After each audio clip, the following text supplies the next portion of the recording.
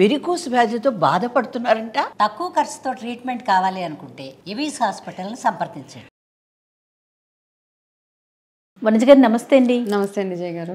As a tarot రీడర్గా మేలో number 4 4వ నెంబర్లో పుట్టిన వారికి లేదా వాళ్ళ టోటల్ నెంబర్ మొత్తం కలుపుకుంటే 4 టోటల్ వచ్చిన వారికి ఏ విధంగా ఉండబోతోంది న్యూమరాలజీ ప్రకారం? 4 అంటేనే న్యూమరాలజీ కదా. కరెక్ట్.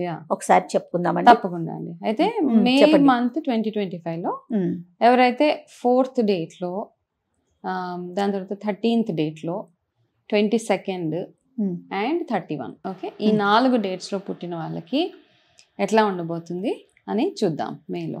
డెఫినెట్గా. మీరు ఎన్ని ఇయర్స్ అయింది వనజ గారు నేర్చుకొని? నేను ఒక 4 years నుంచి ఉన్నానండి ఈ ప్రొఫెషన్లో. ఓకే. ఇన్ని మనకు అందుబాటులో ఉండగా టారోనే నేర్చుకోవాలనే థాట్ ఎందుకు వచ్చింది? ఎక్కడన్నా అంటే కరెక్ట్ అండి. యాక్చువల్గా నాకు ఏవో ఇలాగా జాబ్ కి బ్రేక్ ఇచ్చిన తర్వాత ఏవో కోర్సులు నేర్చుకోవాలి కదా మరి. చాలా నేర్చుకున్నాను యాక్చువల్గా. సో ఇందులో నేను పాస్ట్ లైఫ్ ట్రైనింగ్కి వెళ్ళినప్పుడు అక్కడ నేను ఒక టారో చాలా అనమాట, ఒక టారో రీడర్, అదే ఆమె నాకు ఎవరైతే పాస్ట్ లైఫ్ రెగ్యులేషన్ థెరపీ నేర్పించారో, ఓకే, అందులో ఆవిడ టారో రీడర్ అనమాట. ఇలా టారో చూసి టక్క చెప్పేస్తుంది అంతా, మా అందరి గురించి మా ఎనర్జీస్ చెప్తున్నారు. సో ఆ పాస్ట్ లైఫ్ రెగ్యులేషన్ నేర్చుకున్న తర్వాత నాకు చాలా ఇంట్రెస్ట్ అనిపించి మళ్ళీ ఇందులోకి వెళ్ళా. సో ఇందులో నేను ఒక కోర్సు కాదు, ఇందులో చేస్తానే ఉన్నాను, ఇప్పుడు కూడా స్టిల్ చేస్తున్నారు కదా. ఇందులో మాస్టర్స్ అని ఏదేదో అనమాట, రకరకాలవి వచ్చేసి. సో అలా ఎనర్జీ వర్క్స్ అంటాం బేసికలీ. ఎనర్జీ వర్క్స్ అన్ని అండి, రూన్స్ అంటారు, టారో, క్రిస్టల్ హీలింగ్స్, ఇవన్నీ అనమాట. ఇందాక చెప్పాను కదా, ఒకదాని తర్వాత ఒకటి. ఇక్కడ దీనికి స్టాప్ లేదన్నమాట. మీ గురువు గారు ఎవరండి చెప్తారా? టారో వరకు ఎక్కడ నేర్చుకున్నారు? ఇది టారో నాకు ప్రీతి శర్మ అని నాకు నా మెంటర్ అనమాట.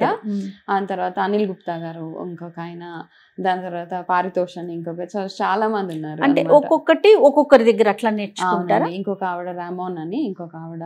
సో అట్లా అనమాట, ఒక్కొక్కరి దగ్గర ఒక్కొక్కటి నేర్చుకున్నాను నేను అనమాట. వీటికి సర్టెన్ పీరియడ్ ఉంటుందండి, అంటే ఇన్ని రోజులు నేర్చుకోవాలి ఎట్లా? మనం ఇప్పుడు ఎవరైనా ఇప్పుడు ఇంట్రెస్ట్ ఉన్నారు టారో రీడింగ్ నేర్చుకోవాలనుకుంటున్నారు, వారికి ఎట్లా? ఇది అంటే ఎట్లా ఉంటుంది అంటేనండి, కొంతమంది 2-day కోర్స్ 3-day కోర్స్ చెప్తున్నారు, అట్లాంటి వాటికి మాత్రం వెళ్ళొద్దు. సో ఇదేంటంటే మనం ఎంత నేర్చుకున్నా మీరు ప్రాక్టీస్ చేయకపోతే, okay, it is all waste. మీరు డబ్బులు అంటే మీరు ఒకసారి డిసైడ్ అయిపోతే ఇది నేను ప్రాక్టీస్ చేసుకుంటాను అంటే, నేను యాక్చువల్గా నేను ఇది నేర్చుకున్నది నా కోసం, నా పర్సనల్ దాని కోసం నేర్చుకున్నా. దాని తర్వాత మా ఇంట్లో వాళ్ళ మీద ప్రాక్టీస్, దాని తర్వాత నా ఫ్రెండ్స్ మీద. సో ఎప్పుడైతే అరే బాగుంది, అక్యురేట్ బాగా వస్తుంది అన్నప్పుడు, దాని తర్వాత నేను ఒకసారి ఒక బాబా, ఒక ఆయన ఉన్నారండి గురువు గారు, ఆయన దగ్గరికి వెళ్ళినప్పుడు ఆయన బాబా ప్రిడిక్షన్స్ చెప్తున్నారు అనమాట. అప్పుడు నాకు బాబా ప్రిడిక్షన్స్ మీద చాలా కనెక్ట్ అయ్యాను. అవి అట్లా ఒకటి యాడ్ చేసుకుంటూ, సో ఈ మధ్య అంటే అందరు బిలీవ్ చేస్తారు, ఓకే మీరు చెప్పిన ప్రిడిక్షన్ రైట్ అయింది అంటే, అట్లా ఇది ఒక హాబీ, ఇంట్రెస్ట్, ప్యాషన్ అన్నీ అయిపోయింది. ఒక టైప్ ఆఫ్ కార్డ్స్ అంటే కొన్ని ఇవి నేర్చుకోవాలంటే సుమారుగా ఎన్ని రోజులు పడుతుంది వనజ గారు? ఇది యాక్చువల్గా అంటే రోజుకి 1 hour పెట్టుకుంటే 21 days అట్లా ఫస్ట్ నేర్చుకోవాలి. అంటే ఫస్ట్ ఆఫ్ ఆల్ ఏంటంటే, అన్నిటికంటే ఇంపార్టెంట్ ఏంటంటే, ఇప్పుడు మీరు ఈ కార్డ్ చూసారండి, మీకు ఈ కార్డు గుర్తుంటుందా? మీకు కార్డు మీనింగ్ అర్థం చేసుకోవాలి మనం ఫస్ట్ ఆఫ్ ఆల్, అది రిజిస్టర్ అయిపోవాలి. అంతగా మనం డెడికేటెడ్ గా వర్క్ చేయాలి. మెమరీ అవన్నీ అన్నిటి మీద వర్క్ చేయాలన్నమాట. క్లీన్ మైండ్, మెమరీ, మీరు చెప్పే ప్రెడిక్షన్స్ రైట్ అవ్వాలి, మీ మైండ్ క్లీన్ గా ఉంచుకోవాలి, మీ అట్మాస్ఫియర్ ఇవన్నీ ఉంటాయండి. సో అట్లా అనమాట. చూద్దాం, వెరీ ఇంట్రెస్టింగ్ యాక్చువల్గా. ఎవరికైనా అనిపిస్తే మనం we can work on it. ఎవరికైనా అంటే డౌట్ ఉండి జాయిన్ అవ్వాలనుకోండి, మనం కింద నెంబర్ ఇస్తాం కదా, మీ నెంబర్, దానికి కాల్ చేస్తే మీరు సజెస్ట్ చేస్తాను. సూపర్. సో 4కి వెళ్దామండి. నెంబర్ 4. సో నెంబర్ 4 వాళ్ళు జనరల్ గా ఏంటంటే వాళ్ళు చాలా షార్ప్ గా ఉంటారండి, చాలా యాక్టివ్ గా ఉంటారు అనమాట. ఇక్కడ ఒకటి చూసుకోవాల్సింది ఏంటంటే, వీళ్ళ రూలింగ్ గ్రహ ఏదైతే ఉందో రాహు అనమాట. 2 ఎక్స్ట్రీమ్స్ ఉంటాయి. అయితే సూపర్ సక్సెస్ఫుల్గా ఉంటారు, లేదా మొత్తం డౌన్ ఉంటారు. వీళ్ళ దగ్గర ఉన్నది ఏంటంటే, ఏదైనా ఒక అడిక్షన్ అయిపోయింది అనుకోండి, దేనికి అడిక్ట్ అవ్వకుండా చూసుకోండి, చెడు వ్యసనాలకి అడిక్ట్ అవ్వకుండా చూసుకోవాలి వీళ్ళు. ఫస్ట్ అండ్ ఫార్మోస్ట్ థింగ్, మీరు ఏది చేస్తే దాన్నే పట్టుకుంటారు అనమాట. దాని మీద ఇంకా నెక్స్ట్ స్టెప్ అట్లా చూస్తూ ఉంటారు. కాబట్టి చెడు వ్యసనాలకి ఎటువైపుకి కూడా వెళ్ళొద్దు అసలు. ఎవరో వస్తారు, పర్వాలేదు ఒక స్మోక్ చేయొచ్చు, ఒక సిగరెట్ తాగొచ్చు, ఒక రోజు ఒక డ్రింక్, ఓకే. ఇట్లాంటి వాటికి మాత్రం ప్లీజ్ డోంట్ గో. ఇది నా సిన్సియర్ సజెషన్ అనమాట. సో నెంబర్ 4 వాళ్ళ రూల్డ్ బై రాహు. సో వాళ్ళకి ఏంటంటే ఒకటి, మీకు మంత్ ఆఫ్ మే మీరు ఎంత హానెస్ట్గా ఉంటే, ఎంత నిజాయితీగా ఉంటే మీకు అన్ని స్టార్స్ అంతా ఫేవరబుల్గా ఉంటాయి అన్నమాట. సో గవర్నమెంట్ ఎంప్లాయీస్కి ఎస్పెషల్లీ మీరు బ్రైబ్, లంచాలు అవి తీసుకునే ప్రాసెస్ ఏదైనా మైండ్లో ఉంటే ఈ మంత్ అవాయిడ్ చేసేసి, ఈ పని అవ్వాలంటే ఇంత ఇవ్వండి, ఈసారి మీకు ప్రాబ్లం ఉంటుంది. కాబట్టి గవర్నమెంట్ జాబ్స్ చేసే వాళ్ళు కొంచెం రిస్కీ మంత్ అనమాట మే. సో కేర్ఫుల్గా ఉండండి. ఎవరైనా కానివ్వండి, ఎవరైనా అంటే మీరు ఒక పని కంప్లీట్ చేయించడానికి ఎవరి దగ్గర నుంచి ఏమైనా తీసుకుని, సో ప్లీజ్ అవాయిడ్. అది వాళ్ళకి ఫస్ట్ సజెషన్ అనమాట. అయితే ఇంకొక కార్డ్ ఏం సజెస్ట్ చేస్తుందంటే, మీరు ఎవరెవరినైతే మీ చైల్డ్హుడ్ ఫ్రెండ్స్ని వాళ్ళని వీళ్ళని చాలా ఇగ్నోర్ చేసేసి వదిలేశారో ఒక్కసారి ఒక రీయూనియన్ లాగా ప్లాన్ చేసుకుంటే, మీ ఆ రీయూనియన్ అయిన తర్వాత మీకు అవకాశాలు చాలా చాలా కలుగుతాయి.